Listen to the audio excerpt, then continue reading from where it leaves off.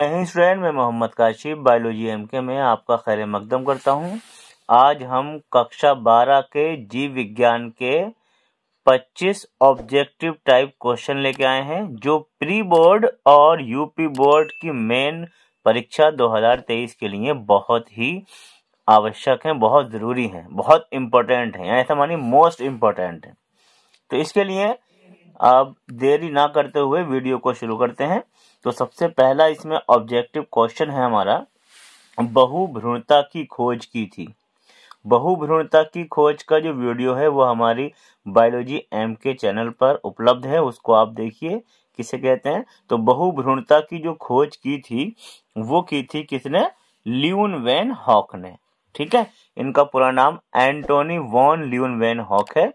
इन्होंने बहुभ्रूणता की खोज की थी। ठीक, इसके बाद अगला क्वेश्चन है, संदेश वाहक आरएनए, जिसे हम मैसेंजर आरएनए भी कहते हैं, शॉर्ट में इसे mRNA भी कहते हैं, इसका निर्माण होता है। ठीक है, यानी संदेश वाहक आरएनए का जो निर्माण होता है वे कहां पर होता है? तो कहां पर होता है? केंद्रक में। ठीक है, कहां पर? केंद्रक में। इसके बाद अगला क्वेश्चन हमारा, जीनी अभियांत्रिकी, जिसे हम जेनेटिक इंजीनियरिंग के नाम से भी जानते हैं, से प्राप्त हुआ। तो जीनी अभियांत्रिकी से जो प्राप्त हुआ है वो क्या है? गोल्डन राइस, यानी सुनहरा चावल। इसके बाद अगला क्वेश्चन हमारा इसी कड़ी में जो है उसको देखिए। तो हमारा क्वेश्चन है, दुधवा राष्ट्रीय उद्यान है, यानी दुधवा राष्ट्रीय उद्यान, दुधवा नेशनल पार्क है। तो यहाँ पर प्रदेशों के नाम दे रखे हैं। तो दुधवा राष्ट्रीय उद्यान ये हमारे ही प्रदेश में है, उत्तर प्रदेश में। ठीक है, ये ध्यान रखना, इनमें से एक क्वेश्चन जरूर आएगा नेशनल पार्क में से। तो आपको ध्यान रखना है कि दुधवा नेशनल पार्क को राष्ट्रीय उद्यान कहते हैं। तो ये कहाँ पर स्थित है? ये हमारे उत्तर प्रदेश के लखीमपुर खीरी जिले में स्थित है। तो उत्तर प्रदेश का एकमात्र राष्ट्रीय पार्क है ये, जो कि उत्तर प्रदेश के सबसे बड़े जिले लखीमपुर खीरी में स्थित है। अगला है हमारा क्वेश्चन 5वां, ब्लीडर रोग कहा जाता है, यानी लगातार खून निकलता रहता है जिस्म से, शरीर से। ठीक है, तो ब्लीडर रोग किसे कहा जाता है? तो वो कहा जाता है हीमोफीलिया को। ये कैसा रोग है? आनुवंशिक रोग है। इसे मेंडेलियन विकार भी कहा जाता है। ठीक है, इसमें क्या होता है कि अगर चोट लग जाती है तो शरीर से लगातार खून निकलता रहता है, इसीलिए इसे ब्लीडर रोग कहा जाता है। किसे? हीमोफीलिया को। अगला क्वेश्चन, नर में शुक्राणु बनने की क्रिया, यानी स्पर्म, ठीक है, बनने की जो क्रिया है वो क्या कहलाती है? तो नर में शुक्राणु बनने की क्रिया कहलाती है शुक्राणु जनन, यानी स्पर्मेटोजेनेसिस भी कहते हैं इसे इंग्लिश में। इसके बाद अगला क्वेश्चन ये भी इंपॉर्टेंट है, प्रथम एंटीबायोटिक, यानी प्रतिजैविक, एंटीबायोटिक को हिंदी में क्या कहते हैं? प्रतिजैविक औषधि है, यानी सबसे पहली जो हमारी प्रतिजैविक औषधि है वो है पेनिसिलिन। ठीक है, इसकी खोज अलेक्जेंडर फ्लेमिंग ने की थी और ये एक कवक से बनाया गया था, निकाला गया था, जिसका नाम था पेनिसिलियम नोटेटम। अगला क्वेश्चन है हमारा, प्रथम टीका यानी वैक्सीन चेचक का, यानी सबसे पहली जो वैक्सीन बनी थी वो चेचक की बनी थी और ये खोजा गया था किसके द्वारा? एडवर्ड जेनर के द्वारा। ठीक है, एडवर्ड जेनर ने प्रथम टीके की खोज की थी और उस टीके का नाम था चेचक। अगला क्वेश्चन है हमारा, इसमें देखिए, निभाग इसे कैलाजा बोलते हैं, ये पाया जाता है कहाँ पर? परागकण में, भ्रूणपोष में, बीजांड में, उपरोक्त सभी में। तो ये निभाग पाया जाता है बीजांड में। ठीक, इसके बाद हमारा अगला क्वेश्चन इसी कड़ी में, जो क्योंकि हम बहुविकल्पीय क्वेश्चन पढ़ रहे हैं और बहुविकल्पीय क्वेश्चन की कड़ी में हमारा ये क्वेश्चन है क्वेश्चन नंबर 11। इसको आप देखिए, क्वेश्चन नंबर 11। तो 11 में सबसे पहले हमारा क्वेश्चन 10 देख लीजिए अभी।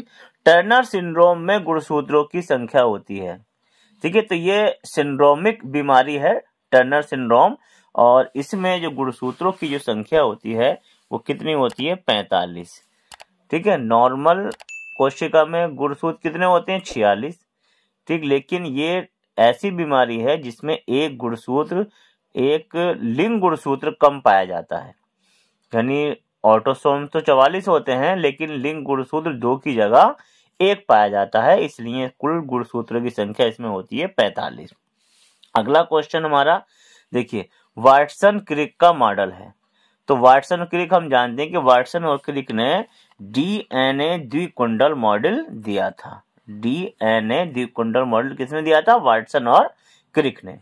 अगला क्वेश्चन हमारा 12वां देखिए, निम्न में वह रोग जो विषाणु से उत्पन्न नहीं होता, यानी इसमें वो रोग ढूंढना है हमें जो विषाणु से उत्पन्न नहीं होता। देखिए, अब देखिए, पोलियो विषाणु से होता है, एड्स विषाणु से होता है, चेचक विषाणु से होता है, लेकिन टीबी जो है वो विषाणु से नहीं जीवाणु से होता है। ठीक है, तो यहाँ पर ये नहीं वाला क्वेश्चन ज्यादा कंफ्यूज करता है। तो निम्न में कौन सा रोग है जो विषाणु से नहीं होता? टीबी। बाकी सब विषाणु से होने वाले रोग हैं। इसके बाद हमारा इसी कड़ी में अगला क्वेश्चन हमारा आया 13वां क्वेश्चन। देखें तो 13वां क्वेश्चन है हमारा, वंशागति की इकाई है। तो वंशागति की जो इकाई होती है, सबसे छोटी इकाई होती है, वो होती है जीन। जीन गुणसूत्र पे होते हैं और जीन नाम दिया था जोहानसन ने, और पहले इसे मेंडल के द्वारा फैक्टर के नाम दिया गया था, और इसी के अंदर हमारे आनुवंशिक लक्षण होते हैं। ठीक है, भारत का प्रथम राष्ट्रीय उद्यान है। तो देखिए, भारत का प्रथम राष्ट्रीय उद्यान, वैसे तो इसका नाम पहले हैली रखा गया था, लेकिन अब ये जिम कॉर्बेट नेशनल पार्क यानी जिम कॉर्बेट राष्ट्रीय उद्यान के नाम से मशहूर है, जो उत्तराखंड राज्य के नैनीताल जिले के रामनगर में स्थित है। अगला क्वेश्चन है, बीटी फसलों में प्रतिविष उत्पन्न करने वाला जीवाणु है। ठीक है, तो बीटी फसल क्या होती है कि इसमें एक जीवाणु को उस फसल में एंटर करा दिया जाता है जिसका नाम है बैसिलस थ्यूरिजिएंसिस। ठीक है, और ये एक विष पैदा करता है जिस विष का नाम है टॉक्सिन। ठीक, और ये टॉक्सिन उन कीटों की उपापचयी क्रियाओं को बंद कर देता है, जिससे कीट को लकवा मार जाता है और कीट नष्ट हो जाता है। तो बीटी फसलों में प्रतिविष उत्पन्न करने वाला जीवाणु है, तो यह है बैसिलस थ्यूरिजिएंसिस। ठीक है, बीटी की फुल फॉर्म भी यही है, बैसिलस थ्यूरिजिएंसिस, जो कि एक बैक्टीरिया है। अगला क्वेश्चन हमारा 16वां है, डीएनए का रासायनिक चाकू कहा जाता है। कई नाम से जाना जाता है इसे, डीएनए का रासायनिक चाकू, डीएनए की आणविक कैंची के नाम से भी जाना जाता है। ठीक है, और मतलब क्या है कि ये डीएनए को काटने का काम करता है, डीएनए खंडों को काटने का काम करता है, इसलिए इसे रासायनिक चाकू भी कहते हैं डीएनए का। तो इसका नाम है रेस्ट्रिक्शन एंडोन्यूक्लिएज एंजाइम। ठीक है, रेस्ट्रिक्शन एंडोन्यूक्लिएज एंजाइम, इसे प्रतिबंधन एंडोन्यूक्लिएज एंजाइम कहते हैं हिंदी में। इसके बाद हमारा अगला क्वेश्चन, जो कि हमारा 17वां क्वेश्चन है, यानी 16 क्वेश्चन हमारे कंप्लीट हो गए हैं 25 में से। अब हमारा 17 क्वेश्चन में देखिए, यहाँ पर वह कोशिकाएं जो शुक्राणुओं को पोषण प्रदान करती हैं, इन शुक्राणुओं को भोजन प्रदान करती हैं, वो कोशिकाएं क्या कहलाती हैं? वे कोशिकाएं कहलाती हैं सर्टोली कोशिकाएं। ठीक है, सर्टोली कोशिकाएं ही क्या करती हैं? शुक्राणुओं को पोषण प्रदान करती हैं। अगला, मानव में मादा में प्रसव पीड़ा उत्पन्न करने वाला हार्मोन्स है। तो प्रसव पीड़ा जब क्या कहते हैं, शिशु का जन्म होता है, उससे पहले की जो पीड़ा होती है उसे प्रसव पीड़ा कहते हैं, और इससे कौन सा हार्मोन्स करता है उत्पन्न? Oxytocin hormone. ठीक, ऑक्सीटोसिन हार्मोन। अगला क्वेश्चन है, सिफिलिस जिसे आशक रोग भी कहते हैं, इसका कारक है, और ये कैसी बीमारी है? ये जननिक बीमारी है, जननांगों में उत्पन्न होने वाली बीमारी है, और इसका जो है वो सिफिलिस का वो क्या है? आपका Treponema pallidum. Treponema pallidum syphilis नामक रोग का कारक है। आगे एमटीपी, देखिए एमटीपी की फुल फॉर्म भी पूछ लेता है, तो एमटीपी की फुल फॉर्म है मेडिकल टर्मिनेशन ऑफ प्रेगनेंसी। ठीक है, को भारत सरकार ने मान्यता दी। तो भारत सरकार ने इसे मान्यता दी थी सन 1971 में। मेडिकल टर्मिनेशन ऑफ प्रेगनेंसी को भारत सरकार ने मान्यता दी थी। इसमें क्या है कि स्वेच्छा से 3 महीने से पहले के भ्रूण को हटा दिया जाता है। ठीक है, टर्मिनेट कर दिया जाता है, इसीलिए इसे मेडिकल टर्मिनेशन ऑफ प्रेगनेंसी कहते हैं। और ये 1971 में भारत सरकार ने इसे मान्यता दी थी। इसके बाद अगला क्वेश्चन है हमारा इसी कड़ी में, क्या है कि वे आनुवंशिक रोग जो 21वें क्रोमोसोम की त्रिसूत्रता यानी ट्राइसोमी के कारण होता है।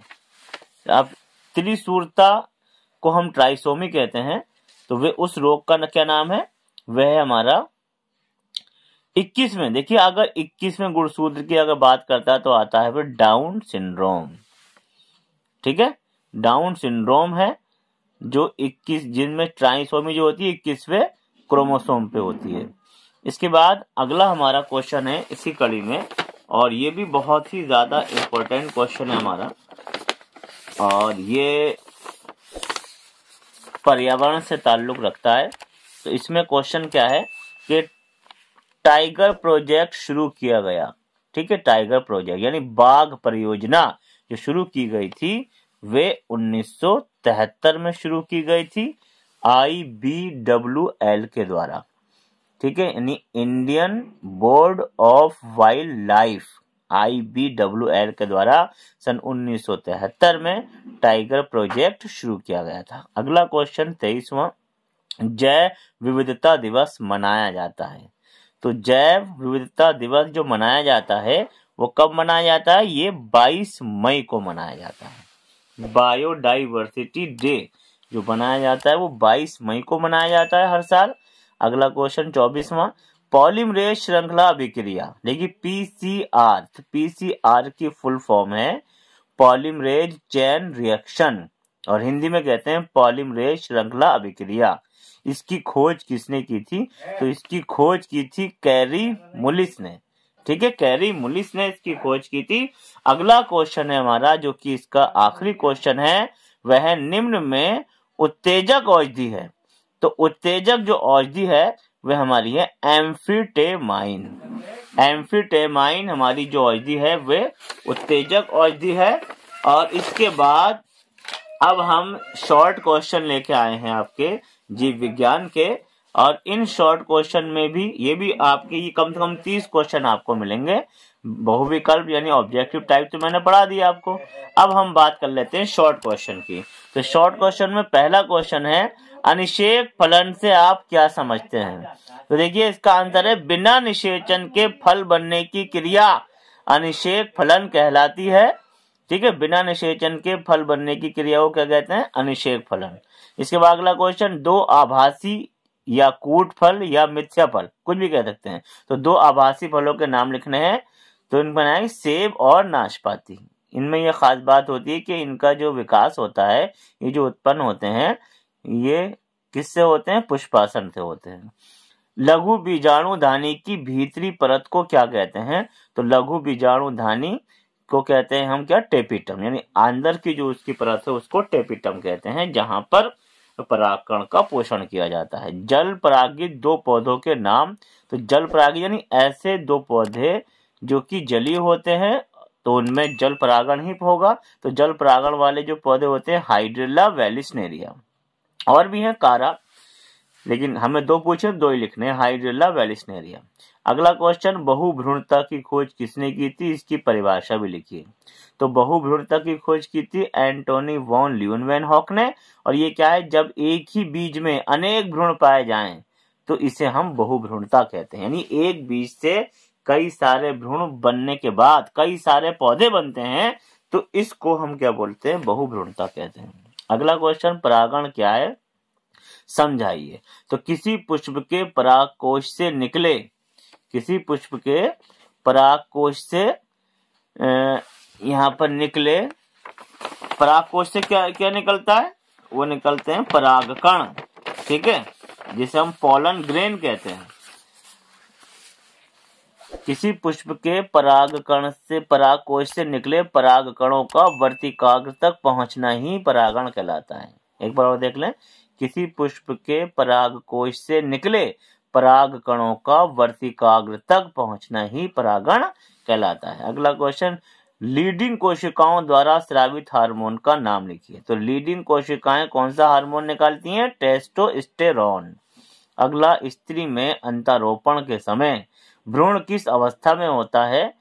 ठीक है, तो कौन सा? बिलास्टुला अवस्था में। अगला क्वेश्चन, मनुष्य के वृषण में शुक्राणुओं को पोषण प्रदान करने वाली कोशिकाओं को क्या कहते हैं? तो ये मैंने बहुविकल्प में ही बताया था, इसे कहते हैं सर्टोली कोशिकाएं।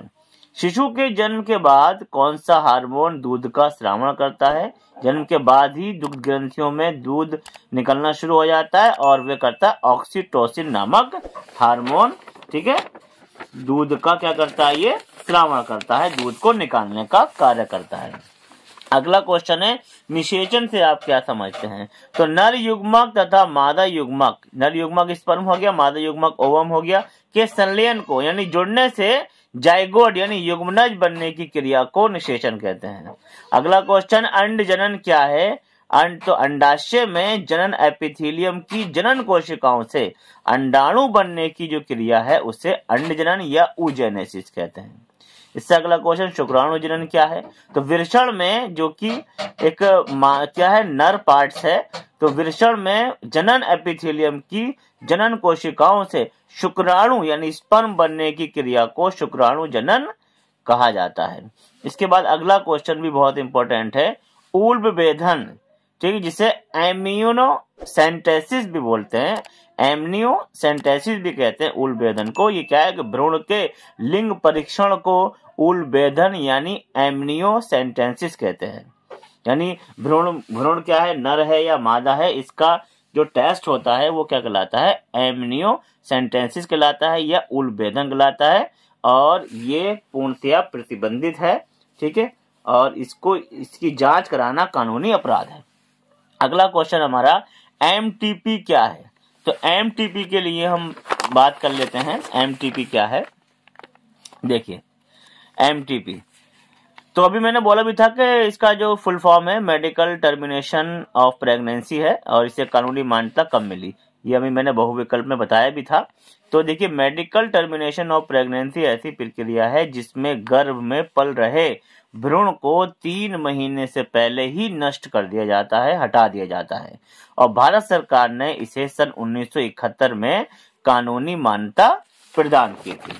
ठीक है, अगला हमारा क्वेश्चन इसी से ताल्लुक है। ये 16वां क्वेश्चन है, आईयूडी तथा आईयूटी का पूरा नाम लिखिए। तो आईयूडी का पूरा नाम है इंट्रायूटेराइन डिवाइस, और आईयूटी का पूरा नाम है इंट्रायूटेराइन ट्रांसफर। ठीक, अगला क्वेश्चन, जिफ्ट प्रक्रिया को समझाइए, GIFT, जिफ्ट। तो देखिए, इसका आंसर है दाता स्त्री से।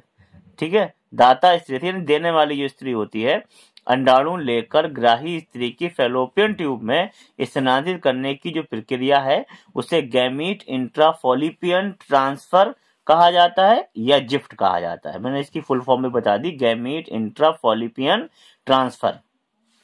इसके बाद अगला क्वेश्चन है हमारा, परिवार नियोजन की 2 स्थायी विधियों के नाम लिखिए। तो परिवार नियोजन की 2 स्थायी विधियां हैं, वैसेक्टोमी पुरुष में जिसे हम नसबंदी कहते हैं, और ट्यूबेक्टोमी स्त्री में जिसे नलबंदी कहते हैं।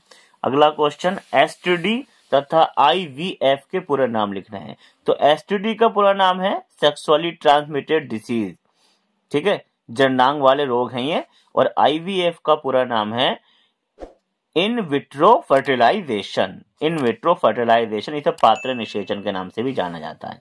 अगला क्वेश्चन, 20वां, आनुवंशिकी यानी जेनेटिक्स का सर्वप्रथम प्रयोग किसने व कब किया? तो इसका सर्वप्रथम प्रयोग किया था W. बैटसन ने 1905 में। अगला क्वेश्चन, क्रोमोसोम सिद्धांत किसने दिया? तो क्रोमोसोम सिद्धांत दिया था W.S. सटन व T. बोवेरी ने 1902 में। ये भी अच्छा क्वेश्चन है। क्रोमोसोम यानी गुणसूत्र सिद्धांत किसने दिया था? तो सटन और बोवेरी ने दिया था। अगला क्वेश्चन हमारा है, एलील्स क्या हैं? इसे एलीलोमार्फ भी कहते हैं। देखिए, इसका आंसर देखिए, पौधे के विपरीत लक्षणों वाले युग्मों को एलील कहते हैं। ठीक है, एक जोड़ी विरोधी लक्षण वाले जो लक्षण होते हैं उनको हम क्या कहते हैं? एलील कहते हैं। उदाहरण जैसे लंबा पौधा, बौना पौधा। ठीक है, लंबा पौधा, बौना पौधा, फूल का रंग जैसे लाल और सफेद। अगला क्वेश्चन, सहलग्नता जिसे हम लिंकेज भी कहते हैं इंग्लिश में, किसे कहते हैं? इसकी खोज किसने की थी? तो इसके लिए आंसर देखिए, जीन्स द्वारा एक साथ वंशागत होने तथा संतति में अपने पैतृक संयोग को बनाए रखने की प्रक्रिया को ही लिंकेज यानी संलग्नता कहते हैं और इसकी खोज की थी बैटसन और पुन्नेट ने। ठीक है, अगला क्वेश्चन हमारा, समयुग्मजी अलील जोड़े से आप क्या समझते हैं? देखिए क्या है, जब युग्मकों के दोनों अलील, जिसे एलिलोमार भी कहते हैं, समान प्रकृति के हों तो ऐसे अलील को समयुग्मजी अलील जोड़ा कहते हैं। जैसे कि पौधे के आकार, तो देखिए लंबापन, बौनापन, देखिए यहाँ पर भी आपको 2 जीन दिखाई देंगे कैपिटल में और यहाँ पर भी आपको 2 जीन दिखाई देंगे, लेकिन ये स्मॉल में है, यानी एक जैसे हैं, इसलिए हम इसको समयुग्मजी अलील जोड़ा कहते हैं। अगला क्वेश्चन है हमारा, रक्त समूह ए वाली स्त्री का विवाह रक्त समूह बी वाले पुरुष से कर दिया जाए तब उनके बच्चों में रक्त समूह कौन सा होगा? तो उनके बच्चों में देखिए 3 प्रकार का होगा, ए भी हो सकता है, बी भी हो सकता है और ए बी भी हो सकता है। ठीक है, कोई सा भी इनमें से ए बी भी हो सकता है, बी भी हो सकता है और ए भी हो सकता है। अगला इसमें, टर्नर सिंड्रोम और क्लाइनफेल्टर सिंड्रोम में गुणसूत्रों की संख्या कितनी होती है? तो ये मैंने बहुविकल्प में भी पढ़ाया था अभी कि टर्नर सिंड्रोम में गुणसूत्रों की संख्या होती है 45 और ये लिंग गुणसूत्रों में मोनोसोमी के कारण होता है। और क्लाइनफेल्टर सिंड्रोम में जो संख्या होती है 47 यानी एक ज्यादा, और ये भी लिंग गुणसूत्र में ये ट्राइसोमी की वजह से होता है। टर्नर सिंड्रोम मोनोसोमी और क्लाइनफेल्टर सिंड्रोम ट्राइसोमी की वजह से होता है। अगला क्वेश्चन इसमें है हमारा, देखिए यहाँ पर, ये देखिए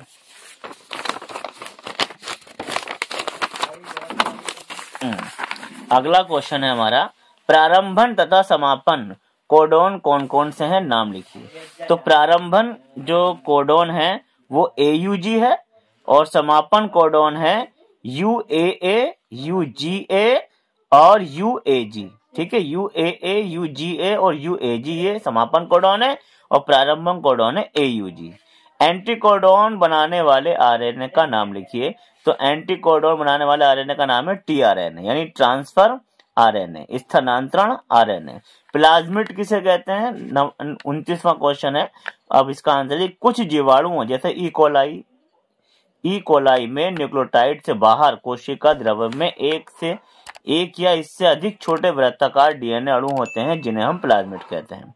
यानी ई कोलाई में जो सेकंड डीएनए होता है और कैसा होता है, द्विकुंडल होता है, उसे ही हम प्लाज्मिड कहते हैं। अगला लास्ट क्वेश्चन है हमारा, अनुलेखन यानी ट्रांसक्रिप्शन से आप क्या समझते हैं? तो आंसर है देखिए, टेम्पलेट डीएनए से नीचे यानी 3' से 5' वाला टेम्पलेट डीएनए से mRNA बनने की प्रक्रिया को ही अनुलेखन यानी ट्रांसक्रिप्शन कहते हैं। तो ये हमारे 25 बहुविकल्पीय प्रश्न और 30 हमारे शॉर्ट क्वेश्चन यानी अति लघु प्रश्न कंप्लीट होगा। ये वीडियो आपको कैसा लगा? अच्छा लगा हो तो इसे लाइक कीजिए, शेयर कीजिए और हमारे चैनल बायोलॉजी MK को सब्सक्राइब कीजिए। शुक्रिया।